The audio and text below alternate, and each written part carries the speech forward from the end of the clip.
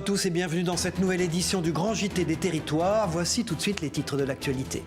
Avec à la une cette semaine les suites hivernales des feux de forêt survenus cet été. Alors que les vagues de chaleur sont oubliées, les collectivités s'affairent pour la reforestation et la sécurité de tous. Reportage de TV7, la chaîne du groupe Sud-Ouest, dès le début de ce journal. Il est organisé comme chaque année, le premier week-end du mois de décembre. Le Téléthon est un moment unique de solidarité pour la recherche. Près de Rennes, des bénévoles travaillent depuis 2 ans à la restauration d'un véhicule pour récolter des fonds. La rédaction de TVR s'est glissée dans leur garage. Ils représentent l'art de vivre à la française. Certains des meilleurs cuisiniers du pays concouraient pour le titre de meilleur ouvrier de France. Un concours sous les yeux d'un jury prestigieux auquel a assisté Télé Grenoble. Du savoir-faire aussi, dans les airs à la fin de ce journal, le département de l'Aube accueillait il y a quelques jours une rencontre internationale d'aéromodélisme d'intérieur. Un rendez-vous fait de détails et de voltiges, vous allez le voir, avec la rédaction de Canal 32. Voilà, des dizaines et des dizaines de milliers d'hectares partis en fumée. Les forêts françaises, vous le savez, n'ont pas été épargnées par les incendies cet été. Près de 4 mois plus tard, l'heure est à l'automne et à la préparation déjà des espaces verts. En Gironde, le département le plus touché par les feux, un chantier spectaculaire vient de débuter, l'abattage des arbres calcinés. Un travail nécessaire pour le reboisement et la sécurité publique. Un reportage d'Yvan Branchy pour TV7, la chaîne du groupe Sud-Ouest en Gironde.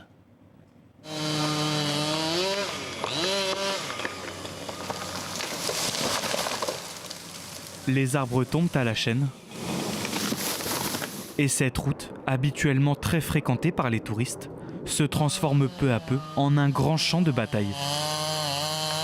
La circulation est interdite au public pour laisser travailler cette abatteuse. À l'aide de cette grosse pince, Jonathan coupe et arrache les arbres calcinés pour sécuriser la zone du lac. Les arbres ils sont grands et beaucoup ils sont pourris, donc il faut faire attention comment on fait l'abattage parce qu'on peut bien sûr les avoir sur la machine. Chaque jour, de 6h à 18h, tous les arbres marqués sont abattus. Un arbre déjà fragilisé par les incendies, mais également attaqué par des parasites. Une lutte contre la montre est alors enclenchée.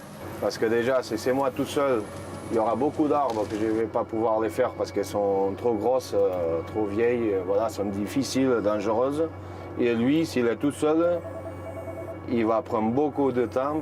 Tout ça, ça va partir dans des usines différentes. Là, on fait 3 ou 4 produits. Un travail d'équipe qui doit s'effectuer sur l'ensemble de la route du lac avant d'abattre les arbres des parkings. Voilà un travail salutaire pour les forêts et leur avenir. Dans le sud-ouest, justement, certains des espaces touchés par des incendies il y a plusieurs années sont en pleine reforestation. Un processus naturel, mais pas que. L'intervention de l'homme est parfois nécessaire pour les plantations. Exemple dans le Gard, avec ce sujet de Laurie Chamerla pour Via Occitanie. Regardez. C'était en juillet 2019. 500 hectares partaient en fumée sur le plateau des Costières dans le Gard. 3 ans plus tard, l'heure est à la reforestation. Avec les petits écoliers de Générac, venus prêter main forte. C'est bien de refaire la forestation parce que sans arbres, on ne peut plus respirer. Sur les 500 hectares partis en fumée, 70 sont communaux et bénéficient d'un projet de reforestation. On prend toujours le temps de laisser faire la nature. C'est notre premier principe. Sur les 70 hectares, il y a 50 hectares qui se régénèrent naturellement. C'est-à-dire que vous avez donc dérogé beaucoup de chênes, énormément, parce que le chêne repart sous forme végétative et le fait que les racines étaient dans le sol, elles n'ont pas brûlé. Par contre, on a 28 hectares où on n'a ni régénération, ni qui pousse. Donc là, on a décidé d'intervenir, de planter. Dans 50 ans, vous aurez les chênes verts, toute la partie chêne vert aura bien repoussé. 1100 arbres sont plantés par hectare, avec de la diversité et des essences plus résistantes. Pin pignon, pin d'Alep ou encore chêne vert et chêne liège. Amener cette variété qui doit permettre une lutte aussi contre les incendies plus facile. Prévoir un système de chemin DFCI qui permet aux pompiers d'intervenir aussi dans de bonnes conditions. Et puis après, toutes les questions d'entretien. La ville de Générac a estimé un budget des travaux s'élevant à 539 000 €, dont près de 100 000 € de dons de mécènes. Tout à fait autre chose. Thierry Zaveroni était l'invité exceptionnel jeudi matin de l'émission Face au territoire sur TV5 Monde. Le nouveau grand maître de la Grande Loge de France a notamment évoqué l'implication des francs-maçons dans la société. Regardez cet extrait. Vous êtes, vous, les francs-maçons, sur l'humanisme. Vous êtes sur les valeurs de l'humanisme. Quelle est la position des frères, des francs-maçons de la Grande Loge de France sur la corrida ? Alors, il faut rappeler que nous sommes un ordre de tradition initiatique, de spiritualité et d'humanisme. Et donc, la tradition de la corrida, ça nous parle. J'ai eu l'occasion, dans ma jeunesse, de pouvoir assister à des corridas. C'est un moment très particulier. Je crois qu'aujourd'hui, plus que jamais, il faut qu'on soit aussi attentif, je dirais, à la souffrance des animaux. Et que je crois que chacun doit avoir le libre arbitre et essayer de Vous ne prendre... vous étiez jamais exprimé sur ce sujet. C'est la première fois que donc un haut dignitaire maçonnique dit clairement sur ce plateau, en direct ce matin, que vous êtes contre la corrida. Alors, en fait, moi, si vous voulez, aujourd'hui, je suis contre la souffrance animale. Et dans la corrida, il y a une souffrance animale. Mais je suis aussi respectueux d'une tradition du XVIIIe siècle qui nous vient d'Espagne. Et je crois qu'il faut laisser aux uns et aux autres cette capacité de discernement de savoir si, effectivement, il faut continuer. Face au territoire avec Thierry Zaveroni, le nouveau grand maître de la Grande Loge de France, est à voir ou à revoir sur le site internet de TV5 Monde et des partenaires de l'émission. Ouest France, Nice Matin, France Antilles et 20 minutes. Tout à fait autre chose, se déplacer pour un rendez-vous médical, faire ses courses ou pour n'importe quelle autre raison, cela peut s'avérer très compliqué quand on vit à la campagne. C'est justement pour aider les personnes les moins mobiles que l'association Solidarité Transport œuvre dans les Vosges. Grâce à des chauffeurs bénévoles, celle-ci permet à ses bénéficiaires d'honorer leur rendez-vous. Un reportage de Thierry Lasson et de Anne Didier pour Vosges Télévisions. Eh ben allez, on y va, c'est parti. Cela n'a l'air de rien, mais à bientôt 78 ans, Daniel, qui réside à l'Épanche-sur-Vologne, a pris la route direction Décimont pour y retrouver Marie-Odile. Cette dernière ne peut plus conduire et dans quelques minutes, elle a un rendez-vous médical à 20 km de là, à Bruyères. Daniel fait partie de l'association Solidarité Transport qui, depuis sa création en 2018, s'attaque aux problèmes de mobilité en zone rurale. Vous savez, le train, il ne passe pas dans tous les villages. Les bus ne passent pas dans tous les villages. Les rendez-vous médicaux, ça peut être n'importe quand. Solidarité Transport compte actuellement 20 chauffeurs pour près de 170 bénéficiaires. À elle seule, et rien que cette année, Daniel a parcouru près de 3000 km au profit de personnes dépourvues de moyens de locomotion. Mais l'important est également ailleurs. Important pour les gens, pour les personnes qu'on transporte. Et c'est important pour moi aussi. C'est beaucoup de relations humaines, beaucoup d'échanges, parce qu'il n'y a pas que la précarité sociale monétaire, il y a la précarité de l'âge. J'avais une voiture avant que j'ai dû vendre parce que je ne pouvais plus conduire du fait que j'aurais été un danger public pour les autres et pour moi. Tout le monde est satisfait. L'association pour sa trésorerie peut compter sur une cotisation annuelle de 5 € par membre, qu'ils soient bénéficiaires ou chauffeurs. Ces derniers sont aussi défrayés à raison de 50 centimes d'euros du kilomètre.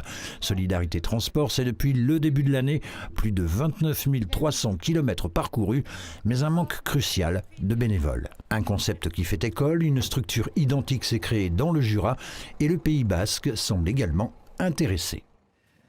Solidarité encore dans ce journal avec le Téléthon organisé les 2 et 3 décembre prochains partout en France.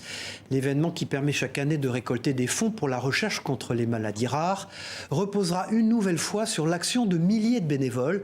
Près de Rennes, vous allez le voir, des passionnés de mécanique ont travaillé pendant 2 ans pour restaurer un véhicule des années 60. Un travail titanesque et une mise à la vente prévue au profit du week-end solidaire. Une belle histoire que nous raconte Natacha Astor pour TVR à Rennes. Passer de ça à ça, c'est le défi que s'est lancé l'association Taco et Turbo de Stredel. Depuis plus de 2 ans, la trentaine de bénévoles bichonnent cette Simca Ariane 4 de 1961. Pas besoin d'être un fin connaisseur, le but c'est surtout de venir tous les samedis matins pour apprendre. J'ai des petites notions en mécanique, mais très faibles, en toute humilité. On apprend du soudage, on apprend justement des ajustements, du montage mécanique, du fonctionnement aussi de la voiture, et on apprend beaucoup de choses. L'association vend des tickets à seulement 10 € pour faire gagner cette Simca lors d'une grande loterie. Tous les fonds seront reversés à l'AFM Téléthon. 2000 billets ont déjà trouvé acquéreur, mais il en reste encore beaucoup. Vu l'investissement de toute l'équipe de bénévoles, après 1600 heures, effectivement, on aura tous un pincement au cœur lorsqu'elle partira. On a tous un petit espoir en tête, c'est qu'elle circule autour du secteur et qu'on ait la chance de la voir encore rouler. Que ce soit pour la voiture ou pour les 11 000 € de pièces, l'association n'a rien dépensé et ne fonctionne que grâce aux dons. On a un donateur qui nous a donné beaucoup de pièces neuves. C'est lui qui nous a fourni tous les pistons, tous les joints. Après les derniers ajustements et coups de pinceau, viendra la phase d'essai et de réglage. Pour savoir si vous serez l'heureux propriétaire, rendez-vous le vendredi 2 décembre pour le tirage à la Guerche de Bretagne. Allez, restons les mains dans le cambouis dans cette édition pour parler à présent de formation. Dans la Sarthe, une nouvelle voie professionnelle vient de voir le jour, le garage école. L'idée est simple, placer les élèves en situation réelle. Les jeunes apprentis réparent ainsi les véhicules déposés au garage, le tout encadré bien sûr par des professeurs. Détails et explications avec Anthony Piton et Florian Wozniak pour LMTV Sarthe. C'est pas de petits coups, c'est vraiment un coup sec et ça marche. Leur premier cours, apprendre la prise en main des outils. Ces jeunes constituent la première promotion du garage école du Mans. Un nouveau concept de formation à la mécanique pour des élèves âgés de 15 à 18 ans passionnés d'automobile. Je suis venu ici parce que j'ai trouvé que ça aurait pu être cool de travailler avec des nouvelles personnes en groupe, surtout de mon âge, pour qu'on puisse mieux apprendre ensemble et mieux comprendre, même s'il y en a qui ont plus de connaissances. Ils nous permettent directement de nous mettre en immersion en fait, donc c'est assez intéressant. Et puis de se dire qu'au pire des cas, ça ne nous met pas de pression, de se dire que si on a fait quelque chose de mal, il y a du monde derrière pour nous encadrer. Car c'est tout l'intérêt de ce type de formation, apprendre en faisant. Les élèves vont devoir réparer les voitures de vrais clients tout en étant encadrés par des professeurs. Le programme est exactement le même que dans les formations en alternance ou les lycées professionnels. On voit vraiment le b.a.-ba de la mécanique, le frein, les trains avant, le fonctionnement du moteur, d'une boîte de vitesse, essence, diesel. Mais aussi on va faire des stages en interne sur l'automobile d'aujourd'hui. Donc un peu sur les véhicules électriques, hybrides, hydrogène. Le garage école du Mans fait partie des écoles de production. Un réseau d'établissements privés qui travaillent en collaboration avec les branches professionnelles. On a à la fois le paradoxe dans la société française aujourd'hui, c'est que 100 000 jeunes chaque année qui au fond sont un peu dans une voie sans issue et en même temps des filières, et notamment la filière automobile, mais c'est vrai dans d'autres filières également, qui ne trouvent pas les salariés qu'ils recherchent. Au Mans, c'est tout le secteur de l'automobile qui s'implique dans le garage école. La Fédération professionnelle des réparateurs auto figure même parmi les premiers investisseurs.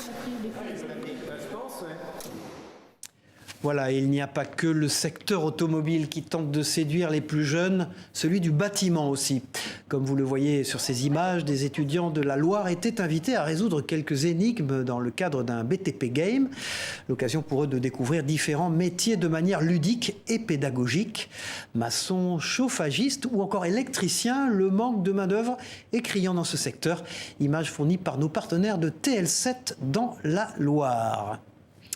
Du chantier au fourneau, direction la ville de Grenoble dans cette édition pour découvrir à présent les coulisses d'un prestigieux concours, celui du meilleur ouvrier de France. Meilleur ouvrier de France, MOF pour les initiés. Ils étaient 30 à vouloir décrocher la précieuse collerette tricolore. Des participants qui ont dû exposer leur virtuosité culinaire devant un jury. Pour le moins prestigieux, vous allez le voir, reportage de Lucille Dailly pour Télé Grenoble. Le geste trahit l'ébullition dans un dernier instant de sang-froid. Le chef Alain Ducasse brise le silence à 8 reprises dans une salve d'acclamations, de larmes et de sourires perplexes. Ces 8 noms seront inscrits sous une collerette tricolore, convoitée depuis des mois, des années, par ces cuisiniers qui ont tout donné pour incarner le plus haut niveau d'excellence à la française, devenir l'un des meilleurs ouvriers de France. Un niveau d'exigence que l'on juge déjà au nombre de toques blanches qui circulent silencieusement dans les cuisines du Clos d'Or. Durant 2 jours, les 30 finalistes parmi 515 candidats ont exécuté leur partition millimétrée pour réaliser l'alchimie d'une gastronomie ultra codifiée, mais qui grandit avec les époques. On n'est pas dans le classicisme, on est dans la tradition qui évolue avec son temps et avec, on va dire, les courants d'influence qui font que la cuisine française évolue aussi. Aujourd'hui, on est avec des recettes complètes où le candidat doit donner le meilleur sur ce qui est imposé, mais aussi une part de liberté. La liberté, c'est une huile, une épice, l'expression d'un critère. Ce qui est imposé, 3 plats, homard, mer et jardin, noisettes de chevreuil et couronne d'œufs à la neige. On note la présentation, les goûts, les textures, mais aussi l'organisation, la méthode et les nouvelles contraintes. C'est quelqu'un qui est réactif, qui arrive à enchaîner les tâches, mais qui aussi arrive à gérer des commis, parce qu'il y a la partie management qui est importante. Il y a la partie également éco-responsabilité, les gestes aujourd'hui qui sont importants. Une expérience, une chance inespérée pour les élèves du lycée hôtelier de Grenoble qui accompagnent les candidats devant un jury de prestige. Alain Ducasse, le président, Régis Marcon, Paul Perret, Philippe Etchebest, Virginie Basselot et tant d'autres légendes de l'art culinaire qui donnent de la lumière sur cette ville de Grenoble qui pourrait sortir de l'ombre de sa réputée voisine lyonnaise. Et peut-être verra-t-on fleurir la truite à la grenobloise et son gratin dauphinois réinterprété dans les assiettes de la 28e édition. Le jury peut y réfléchir pendant 4 ans, mais cette aventure a d'ores et déjà projeté la capitale des Alpes dans l'histoire de la haute gastronomie. La cuisine qui s'exporte aussi dans l'espace. La preuve avec ce partenariat que vient de signer notamment le chef étoilé Thierry Marx pour la recherche et le développement de l'alimentation spatiale. Une thématique étonnante dans laquelle le célèbre cuisinier est déjà investi avec la confection de repas pour l'astronaute Thomas Pesquet.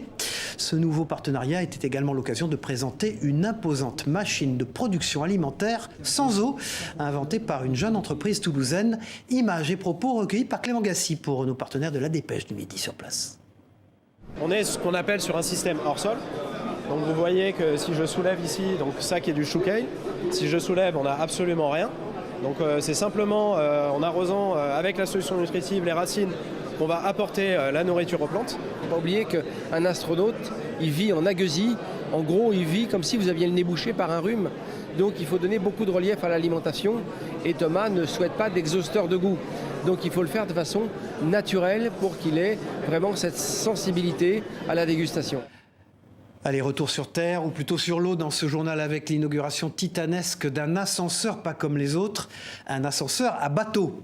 La nouvelle plateforme aux dimensions impressionnantes, comme vous le voyez sur ces images du journal La Marseillaise, nos partenaires, permettra notamment de faciliter la maintenance de ce yacht pesant jusqu'à 4300 tonnes sur les chantiers navals de la Ciotat. Un équipement unique en son genre qui a nécessité 2 ans et demi de travaux pour un coût de près de 80 millions d'euros. Voilà autre chose, patron de presse passé par de nombreuses rédactions, Georges Gosne est aujourd'hui à la tête de VSD, un magazine devenu mensuel dans lequel beaucoup de reportages sur les territoires sont faits. Il l'a relancé après des années très compliquées. Christophe Rigaud s'est rendu dans les locaux de ce journal pour en savoir un peu plus sur cette recette à succès. Regardez ce reportage. La Tribune, Le Nouvel Économiste, François et aujourd'hui VSD, Georges Gosne est un patron de presse qui aime les défis. L'homme d'affaires rachète le titre au groupe Prisma en 2018. VSD est alors en difficulté et c'est avec sa casquette de journaliste que Georges Gosne décide de poursuivre l'aventure du magazine. J'ai voulu en faire un mensuel pour me battre contre l'Internet. Parce que l'Internet, même l'hebdo au fond est menacé par l'Internet en ce moment. Ça va vite l'info. Le quotidien est menacé, mais ils font eux-mêmes l'Internet, donc ça va. Ils sont sur le net. VSD ne peut plus être qu'un mensuel. Alors c'est un mensuel copieux, évidemment. À la fois people, mais surtout politique, irrévérencieux, sport extrême, l'adrénaline, comme on dit chez nous. VSD a toujours été proche et toujours été un petit peu à rebrousse-poil. Une ligne éditoriale à contre-courant et très offensive, assumée par le patron du magazine. On est en dehors de la bien-pensance, surtout, en dehors du politiquement correct. Et souvent, je vais chercher dans l'histoire les vraies raisons des faits.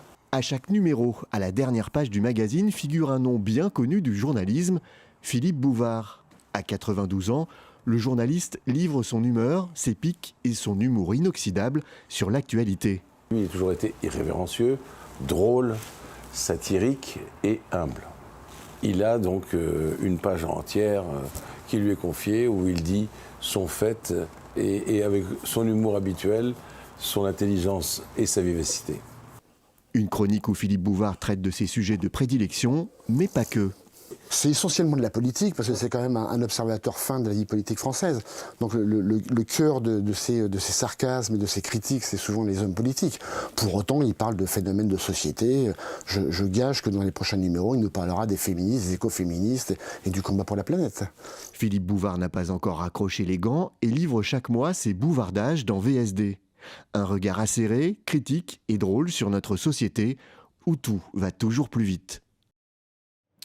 C'est une pratique aussi ancestrale que théâtrale. La moura est un jeu méditerranéen vivant et parfois très bruyant. Méconnu d'une grande partie du public, cette activité se joue à l'aide des mains et repose sur l'addition de nombres.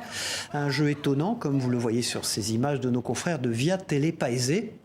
L'île de Beauté accueillait d'ailleurs il y a quelques jours la 4e édition d'une rencontre interrégionale dédiée à la moura. Propos récoltés par Cyprien Rebatté et Loïc Leprince. C'est un jeu d'addition, en fin de compte, qui a été inventé en même temps que les chiffres, ça fait à peu près 5000 ans. C'est un jeu surtout populaire, c'était un jeu populaire puisque tout le monde y jouait, il n'y avait pas autant de jeux que maintenant, je dirais. Et c'est un jeu qui revient, je dirais, maintenant, ou du moins ça fait quelques années. Au final, c'est pas tellement les règles du jeu qui sont intéressantes, mais c'est ce que le jeu véhicule. Chez nous, c'est un jeu de pêcheurs, donc c'est très lié à la mer. C'est un jeu chez nous qui est très théâtral. On va avoir d'autres endroits de la Méditerranée, comme à Sardaigne, où ça va être un jeu beaucoup plus musical. Ça reflète un peu la personnalité du territoire, etc. Voilà, moins bruyant peut-être, mais tout aussi intéressant, la pratique de l'aéromodélisme d'intérieur était mise à l'honneur il y a quelques jours du côté de Troyes. L'objectif de ce rendez-vous aérien et international, c'est partager le goût d'une même passion et donner de la visibilité à une discipline minutieuse et étonnante, vous allez le voir, avec ce reportage de Canal 32. Pour participer à ce rassemblement troyen de vol indoor ou aéromodélisme en salle, certains n'ont pas hésité à faire de la route. Parmi la trentaine de pilotes présents, certains viennent d'Allemagne ou encore de Belgique. C'est un des rares rassemblements indoor en France et même en Belgique. Ça nous tient, je dirais, à cœur d'y participer. C'est après le succès de la première édition que les organisateurs ont choisi de reconduire l'événement. Un rassemblement placé sous le signe du partage. Avoir des échanges avec d'autres pilotes, avec d'autres constructeurs, parce qu'il y en a beaucoup qui construisent eux-mêmes leur avion. Quand on voit ce qu'il y a sur les tables, c'est vraiment joli. Au total, une centaine d'avions sont présents dans le gymnase. Certains ont été entièrement construits par leurs propriétaires, comme cette demoiselle de 1908. C'est une reproduction d'un avion qui est un des premiers ULM français. Et un modèle comme ça, c'est, je dirais, 3 à 6 mois de réflexion, d'études, de conception, parce qu'on n'a pas de plan, on part de quelques photos, de quelques croquis. Et ensuite, il y a un mois et demi de construction à proprement parler. Geoffrey, double champion de France, est venu présenter un vol en musique de 2 minutes. Un programme qu'il réalisera lors des championnats du monde 2022 en Lituanie. On fait une synchronisation sur la musique, on essaie de suivre le rythme avec des parties rapides, des parties douces, un final. Il y a aussi un effet de show avec des paillettes, des banderoles. Et pour la première fois cette année, Troyes accueillera les championnats régionaux puis les championnats de France. Les championnats régionaux, donc au mois de janvier, qui vont permettre à tous les pilotes de se qualifier. Et ils vont être donc, d'après ces championnats, sélectionnés pour faire partie de l'équipe de France. Première fois que ça se passe dans le Grand Est, première fois que ça se passe dans l'Aube et première fois que ça se passe à Troyes. Les championnats régionaux auront lieu les 14 et 15 janvier prochains. Allez, zoom pour refermer ce journal sur une autre activité originale, le bobsleigh. Ce sport de glisse spectaculaire bénéficie notamment d'une piste olympique au cœur de la station de La Plagne. Une piste en pleine préparation avant la saison hivernale. Du Carouc pour 8 Mont-Blanc a rencontré les équipes qui la confectionnent et qui doivent s'adapter aux enjeux actuels, comme vous allez le voir dans ce reportage glacé et glaçant. Chaque automne à La Plagne, c'est le même rituel, les mêmes gestes, le même savoir-faire. Durant 28 jours, 22 personnes sont chargées de mettre en glace les 1800 mètres et 19 virages de la piste olympique de bobsleigh. Initialement bétonnée, la piste est d'abord aspergée d'eau tout en étant continuellement refroidie par des tuyaux internes. Une fois glacée, la piste est ensuite façonnée au millimètre près grâce à l'expertise des employés. Moi j'ai une formation Beaux-Arts. C'est l'artisanat plus. C'est un métier, c'est tout fait à la main. S'il y a 20 ans, la piste était déjà préparée pour le mois d'octobre, la date d'ouverture est cette année prévue pour le 10 décembre prochain. Avec l'actuelle crise énergétique, des décisions ont en effet dû être prises pour limiter les coûts. Historiquement, on mettait l'ensemble du dispositif, l'ensemble de la piste en froid et on produisait la glace sur l'ensemble de la piste. Là, on a changé de stratégie en segmentant la piste en différents secteurs suivant la charge de travail nécessaire. Hormis les entraînements sportifs, la piste de bobsleigh de la Plagne attend cet hiver plus de 13 000 touristes. Pour amortir la hausse des coûts énergétiques, les prix des descentes proposées au grand public augmenteront donc d'environ 8% par rapport à l'année passée. Voilà, c'est la fin de cette édition du Grand JT des Territoires. On se retrouve très vite pour une nouvelle édition. Au revoir à tous.